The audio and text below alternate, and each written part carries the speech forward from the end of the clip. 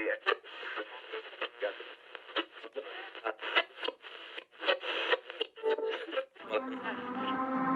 gobierno comprará aviones de combate F-16 estadounidenses a Dinamarca. Lo adelantó Javier Milei, que compartió... My fellow Americans, our movement is far from over. In fact, our fight has only just begun.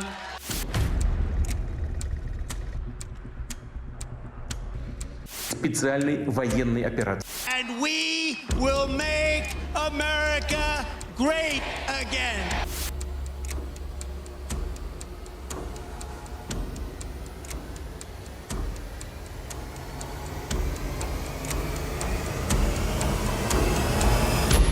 Bienvenidos a esto que es el Internacional Podcast en su edición semanal. Es algo que yo ya estaba planeando hacer hace rato y para conmemorar los 3 años de la creación de este espacio decidí abrir un programa semanal. Es a la par que el Internacional Podcast en sí, ya que este es el Internacional Podcast, pero en su edición semanal.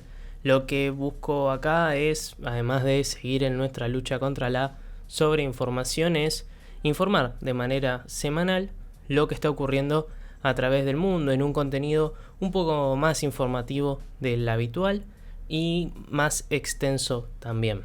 Este podcast se va a transmitir por YouTube y por Spotify. Por Spotify va a ser meramente en una reivindicación propia de la radio, solamente con audio. Sin embargo, lo que se vea por YouTube no va a ser tan necesario, va a ser más descriptivo que otra cosa. Lo que queremos hacer también acá es que todos los programas de streaming por lo general se tienen que ver para entenderlos, y lo que queremos hacer desde acá es reivindicar esa radio que se escuchaba de fondo, eso que uno puede escuchar y tener detrás mientras hace otros quehaceres, y eso es lo que venimos a hacer nosotros acá. Por la parte audiovisual no va a tener un gran desarrollo, porque lo que queremos es eso, que pueda este programa de podcast pueda escucharse sin la necesidad de estar atentamente viendo qué pasa, porque si no, no se entiende, de lo contrario. Eso es lo que queremos hacer acá en el Internacional Podcast, pero esta vez en su edición semanal. Arrancamos nuestro viaje de hoy por América Latina. El presidente de Argentina, Javier Milei, anunció un superávit fiscal gracias al recorte, y vamos a hablar también de lo que fue la gran marcha universitaria. Para acá, que estoy hablando desde la Argentina, se me hace sorprendente que esto haya pasado esta semana, porque para mí pasaron meses desde la marcha universitaria a lo que es hoy, cuando está saliendo este episodio. El presidente de Argentina, Javier Milei, anunció en una cadena nacional un superávit fiscal del 0,2% del PBI en sus primeros 3 meses de gestión, algo que, en palabras del presidente actual, no se llegaba desde 2008, durante el gobierno de la expresidenta peronista Cristina Kirchner. Registró durante el mes de marzo un superávit financiero de más de 275.000 millones de pesos, logrando de esta manera, y luego de más de casi 20 años, superávit financiero de 0,2% del PBI durante el primer trimestre del año. Para Milei, haber ajustado 13 puntos de déficit fiscal en 3 meses es una hazaña. Sin embargo, estos números, que para el presidente argentino, vuelvo a repetir, son buenos, están hechos a partir del recorte, el desguace del Estado y de financiación de las universidades y hospitales públicos. No hay más obra pública financiada por el Estado Nacional, porque también un gran caudal de gente que trabajaba en ese ámbito está desempleada. Además de esto, Milei anunció el fin del Estado presente. Escuchémoslo mejor. De la mano del gasto público, la era del supuesto Estado presente ha terminado. Ha sido un fracaso estrepitoso que ha sumergido al 60% de la población en la pobreza.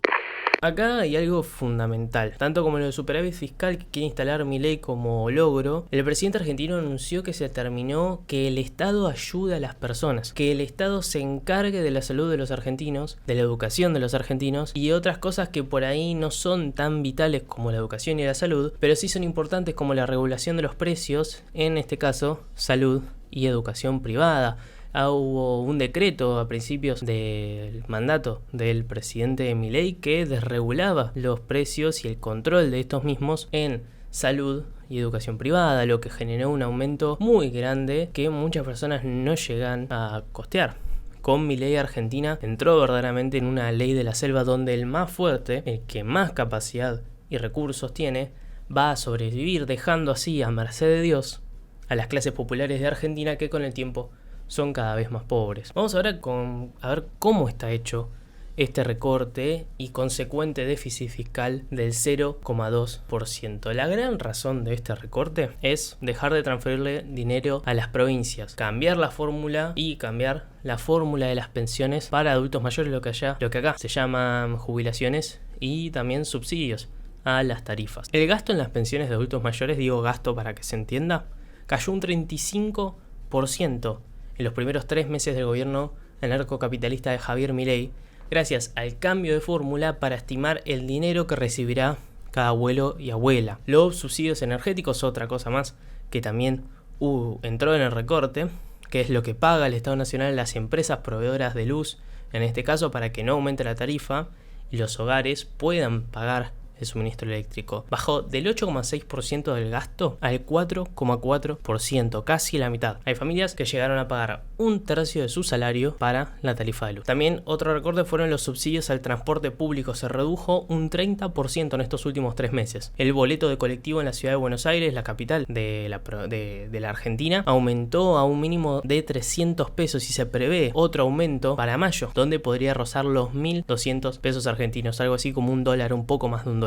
Las transferencias a provincias y municipios, el dinero que le brinda el Estado Nacional a las dependencias para que puedan comprar desde un microscopio para un hospital hasta para pagar los sueldos de los empleados estatales, se redujo un 62%. Con esto también hubo muchos despidos en lo que fueron los empleados del Estado Nacional y cierre de muchos lugares. Por último, las transferencias de dinero a las universidades nacionales cayó un 32,5% y me da pie para hablar de la gran marcha universitaria que vivió la Argentina el pasado 23 de abril. Como el gobierno nacional recortó el presupuesto de las universidades públicas del país, todas se ven en peligro de cerrar sus puertas, todas. El año lectivo de los institutos superiores es el mismo que en enero de 2023, quiere decir que no se actualizó a los 200 puntos de inflación interanual que hubo el año pasado en la Argentina. Como respuesta en defensa de la educación pública, la comunidad estudiantil convocó una marcha masiva el pasado 23 de abril en Plaza de Mayo, frente al Palacio Presidencial en la ciudad de Buenos Aires, para posicionarse en contra del ajuste que lleva a cabo Javier Milei y pedir por un aumento del presupuesto de las universidades. Si bien hubo un aumento, no costea la totalidad de los gastos que tienen las universidades para subsistir directamente, para poder funcionar. Según el gobierno, ellos son los primeros en defender la educación pública y se defienden diciendo que el dinero está, que si se auditan las universidades, quiere decir que se haga un reporte en qué gastan el dinero que se les da, se descubrirá cientos de negocios de la izquierda y se le terminarán los curros, como dicen ellos, del kirchnerismo. La verdad que este reporte ocurre todos los años y está a cargo del Congreso de la Nación, además que el mismo gobierno, como decía antes, aumentó este presupuesto, pero a cuentagotas. Verdaderamente lo que es lo mismo que nada. Para que se entienda la gravedad del asunto, el establecimiento de la Universidad de Buenos Aires de Medicina tuvo que limitar su uso de luz, cortándolo y restringiendo los ascensores a las personas con movilidad reducida y estudiantes que tienen que subir muchos pisos para llegar a un aula. El pasado 23 de abril, que es esta marcha, cuando se hizo la marcha de la que estamos hablando, casi 1 millón de personas en la totalidad del país, porque esto no fue solo en Buenos Aires, se reunieron en las plazas, los lugares céntricos de sus ciudades para protestar en contra de este recorte al presupuesto universitario y muchas más en el resto del país. Esta manifestación fue verdaderamente un golpe muy duro para el gobierno liberal de Javier Milei, que por ahora lo único que dijo el presidente fue que de tanta gente que se reunió es porque verdaderamente le tienen miedo a él. Vamos ahora con Ecuador, seguimos en América Latina. Ecuador votó una consulta popular para empoderar a las Fuerzas Armadas e intentar llevar a cabo reformas económicas y judiciales. El gobierno de Daniel Noboa presentó un referéndum con 11 puntos a votar entre sí o no sobre cuestiones de seguridad, como por ejemplo que el ejército respalde a la policía, económicas como cambiar el contrato laboral a uno basado en horas de trabajo, y judiciales como permitir la extradición de cualquier ecuatoriano en el mundo. De las 11 enmiendas presentadas fueron aprobadas 9 con un porcentaje entre el 60 y el 73%. Los ecuatorianos acompañaron las medidas que respalda a la policía con el ejército en su lucha contra el narcotráfico, extraditar a criminales ecuatorianos a los países que lo soliciten y negar la libertad condicional a condenados por los delitos de secuestro o financiamiento del terrorismo. Sin embargo, la población ecuatoriana rechazó las que al gobierno verdaderamente le importaban, que eran las económicas, con un rotundo no. Vamos a desguazar un poco las más relevantes. El tema del ejército, del respaldo del ejército a las policías, es claro y era obvio que se apruebe. Ecuador está sumergido en un océano de violencia por parte de los cárteles de droga en el país. En enero de este año hay que recordar un hecho de que 4 hombres armados tomaron un canal de televisión y tomaron de rehenes también a funcionarios penitenciarios. El plan del gobierno ecuatoriano, no solo este, sino anteriores también, es bajar a las Fuerzas Armadas al llano, que estén junto con la policía y que sea este grupo en conjunto los que enfrenten al narcotráfico y intenten de alguna manera reducir las tasas de violencia que hay en el país. Con respecto a la extradición de ecuatorianos y que sean juzgados en el país que solicite su juicio, viene de la mano también con el narcotráfico un poco. Los criminales pueden ser enjuiciados en Estados Unidos, como ha pasado, por tráficos de drogas hacia ese país, y que la justicia estadounidense pida la extradición de aquel ecuatoriano que sospecha que es el que hizo ese. El tema económico es el que más le dolió al gobierno verdaderamente. El contrato por horas, según sus defensores, da mayor libertad a los trabajadores para gestionar su vida en horas, más que en jornadas de lunes a viernes de 8 horas. Sin embargo, este tipo de esquemas laborales precariza a los trabajadores y los salarios que se obtienen en esto son muy bajos y no se comparan al de las jornadas como conocemos actualmente.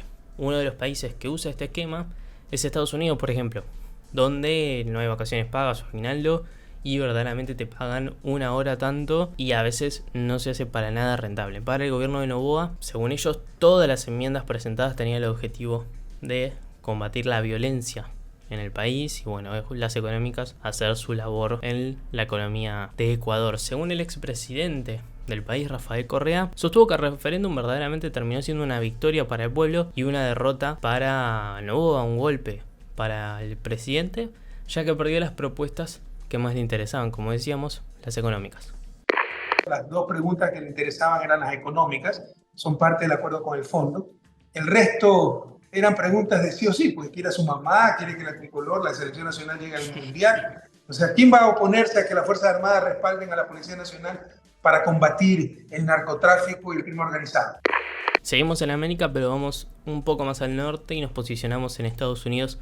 Biden está por firmar un paquete militar y probablemente prohibir la aplicación de TikTok en su país. La Cámara Baja del Congreso de Estados Unidos aprobó un proyecto de ley que brinda un paquete de ayuda militar de 95 millones de dólares para repartir entre Ucrania, Israel y Taiwán. Se espera que el Senado también dé el visto bueno a este proyecto y que el presidente de los Estados Unidos, Joe Biden, lo firme para este martes.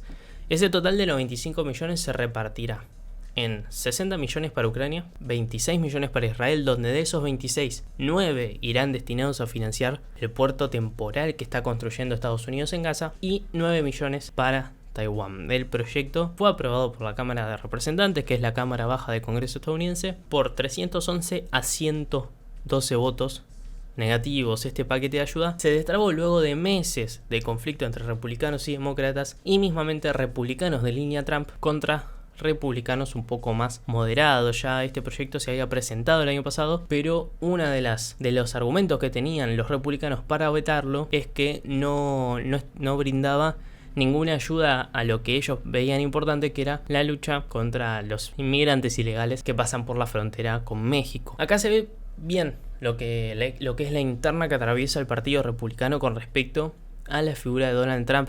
Más que nada, el expresidente y actual también candidato republicano a las elecciones nacionales de noviembre se posicionó en contra de financiar Ucrania durante lo que llevamos de campaña en su guerra contra Rusia, y se fundamenta en concentrarse, lo que decíamos antes, concentrarse más en los problemas fronterizos que en conflictos extranjeros. En reiteradas oportunidades, el magnate de 77 años afirmó que de ser presidente no enviará más dinero a Kiev. En un principio todos los congresistas republicanos bocharon este proyecto de ayuda a Ucrania, Taiwán e Israel, pero ahora solo los alineados a Trump votaron en contra del mismo. La diferencia la hicieron los parlamentarios republicanos, que abogan a una política más de la administración Reagan, que sí se entrometía en guerras foráneas. Sin embargo, las diferencias con respecto a una ayuda militar también se hizo notar en el Partido Demócrata, Con respecto al financiamiento de Israel, en este caso, el partido que lidera Joe Biden debate en si seguir o no siendo cómplices del genocidio que lleva a cabo el primer ministro israelí Benjamin Netanyahu en Gaza o no. El presidente de Ucrania, Volodymyr Zelensky, por su parte, agradeció por redes sociales la votación en el Congreso yanqui, y Kiev y Washington acordaron que el dinero se usará para, entre otras cosas, comprar misiles de largo alcance que hagan frente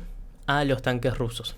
En este hecho hay, por parte de Biden, un poco de campaña y otro de geopolítica. Con respecto al primer punto, los demócratas le piden a Biden que llegue al cese el fuego en Gaza y deje de financiar la guerra, pero también él debe cooptar a los estadounidenses que sí quieren bancar a Israel y que por ahora no se decidieron por ningún bando, o mismamente también pueden ser republicanos. Por eso mismo, el presidente divide el presupuesto que envía a Tel Aviv en una gran parte para los sionistas y otra minoritaria para financiar el puerto temporal en Gaza, que tiene como objetivo ayudar a la entrega de suministros en la franja. La parte geopolítica se ve plasmada en el dinero enviado a Ucrania, donde Biden afirma que luchan contra el terror que representa el presidente ruso Vladimir Putin para Europa y Occidente, y en Taiwán en su lucha estadounidense por el control del mar de China, zona en disputa por Japón, Taiwán, Singapur, Indonesia y otros países más, que es ultra estratégica para el comercio internacional. En el mismo proyecto se aprobó la venta y, de lo contrario, expulsión de TikTok de Estados Unidos. El gobierno fundamentó que por la red social pueden difundirse mensajes que atenten contra el país, y los datos de las 170 millones de personas, que es más del 50% de la población de Estados Unidos que tienen la aplicación, pueden ser vendidos al gobierno chino y usados en su contra. El dueño de TikTok se defendió diciendo que en caso de que esto sea aprobado, ellos no